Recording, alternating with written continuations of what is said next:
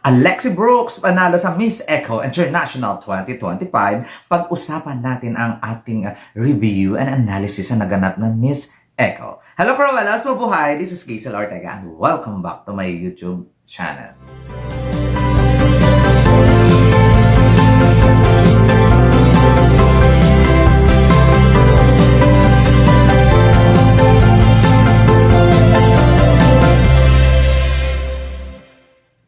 Hello! Kamusta po kayo lahat? Good morning, good afternoon, good evening. Anong mga oras kayo nanonood sa akin ngayon? Maraming pong salamat. Sa mga bago ko dyan subscriber, returning viewers, thank you so much sa support. Sa mga hindi pa po dyan nakasubscribe, please subscribe my YouTube channel, Gazel Ortega Cruella and Pageantry, and click the notification bell below para updated kayo when it comes na maglabas ako ng aking video. Hey! At syempre pag-uusapan natin ngayon ang pagkapanalo ng ating bagong Miss Echo International, Alexi Kaimuso Brooks. O, diba? Haggard is real. Nakakaloka yung magpupuyat ka ng yung pageant mula alas 12 hanggang alas 6. Oh my God. So, worth it naman yung pagpupuyat ko kasi nanalo si Alexi. Dahil kung hindi siya nanalo, manununtok ako ng host.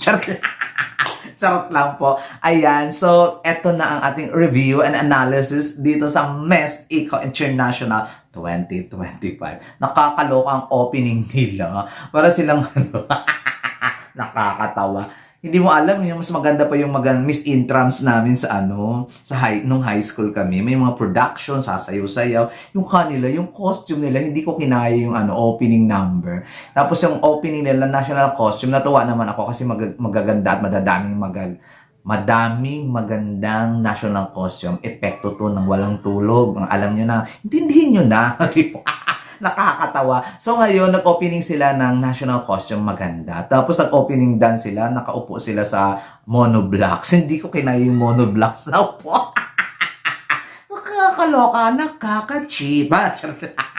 Nakakatawa, hindi ko kinaya. Kasi sabi ko sa inyo, mas maganda pa ang staging at saka production number ng Miss Intrams namin at saka Miss Student Body Organization nung high school ako. O diba? Sana kinuha na lang nila ako. Ginawa na lang nila akong tagagawa ng production kung galong ng mga kapucho-pucho. Nakakatuwa. Ayun na nga, syempre, ng bonggang-bongga at nanalo talaga agad si Alexi Kaimuso Brooks ng Best in National Costume na wala namang kaduda-duda. Congratulations doon sa sa Philippine Eagle, Golden Philippine Eagle. O, di ba? Akala ko nga Gold Eagle Bear. Ng Asia Beverage. Nakakaloka, epekto to lang walang tulog. Ganito talaga pag bangag.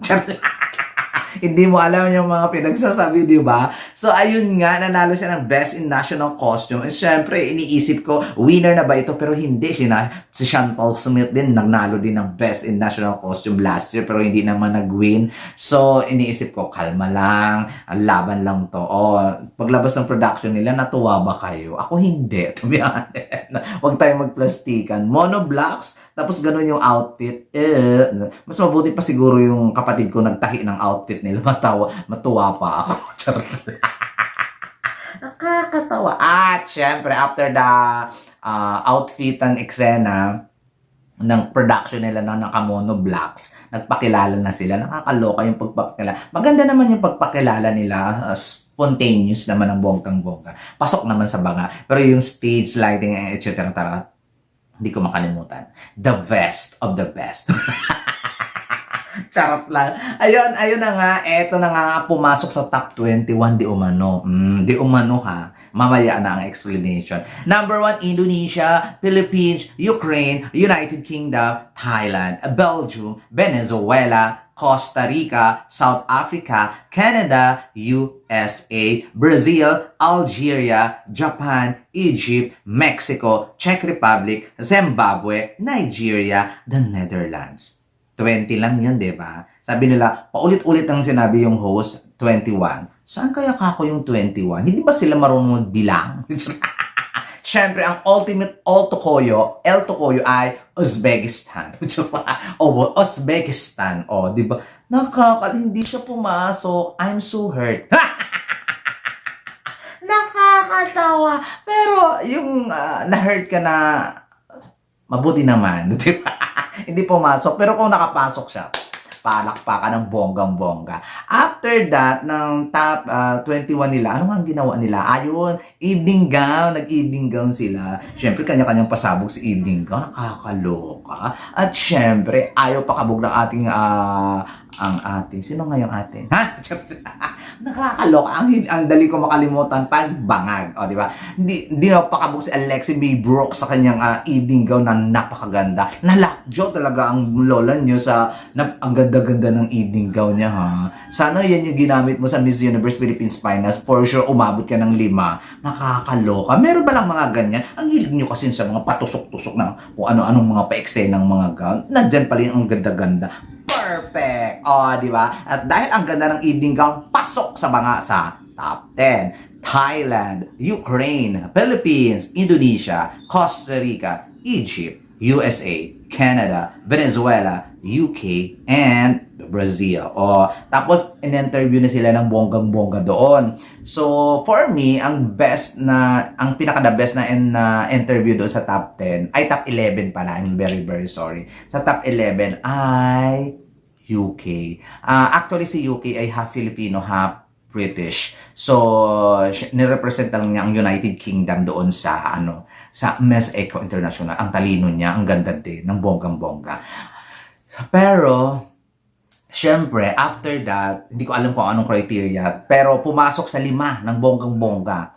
Ukraine, Indonesia, UK, Philippines, and US of A. And to be honest, doon sa final question, doon sa 5 silang tinanong, hindi ako na-impress sa mga sagutan ng mga girls, even Alexi Brooks. But okay lang naman, wala na akong problema doon.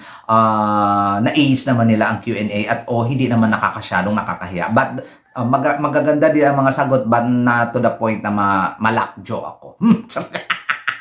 Ng bonggang-bongga. After that, tinawag na ang Continental Queens or Continental Awardees.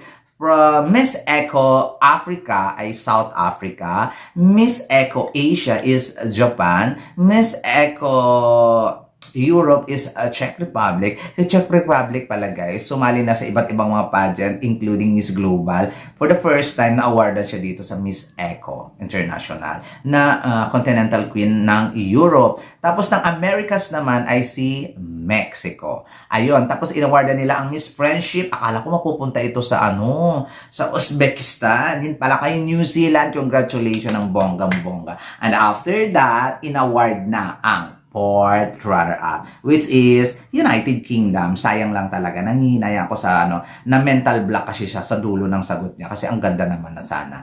3rd runner-up is a US of A. For me, USA is na best answer doon sa top 5. But syempre, may ibang criteria. Hindi na siya kumabog ng bonggang-bongga. At syempre, ang 2nd runner-up ay Ukraine. Si Ukraine na maganda lang, Diyosa lang. So, umabot siya ng 2nd runner-up kasi face value talaga yung lola mo. At saka, parang suntok sa buwan kasi yung back-to-back. Ukraine din kasi nanalo last year. So, parang suntok talaga sa buwan yung mga back-to-back kineme na yan. So, 2nd runner-up siya. At syempre, ang last two standing ang Indonesia at saka Philippines.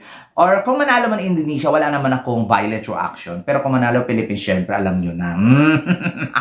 Ano yun? Siyempre, kakaiba talaga ang pag-winner ang Philippines. Si Alexi B. Brooks nga, at saka si Indonesia ang last to standing. Pero to be fair, sa Indonesia ang ganda ha. Pwede siyang lumaban sa Miss Universe Indonesia. Maganda siya, brainy pa, matangkad pa. So, laban na. O diba, minsanan lang tayo makakita ng Indonesian beauty queen na very beautiful. At isa yun, si Miss Indonesia doon na pwedeng lumaban sa mga big pageant. Kasi nga, very beautiful and very witty.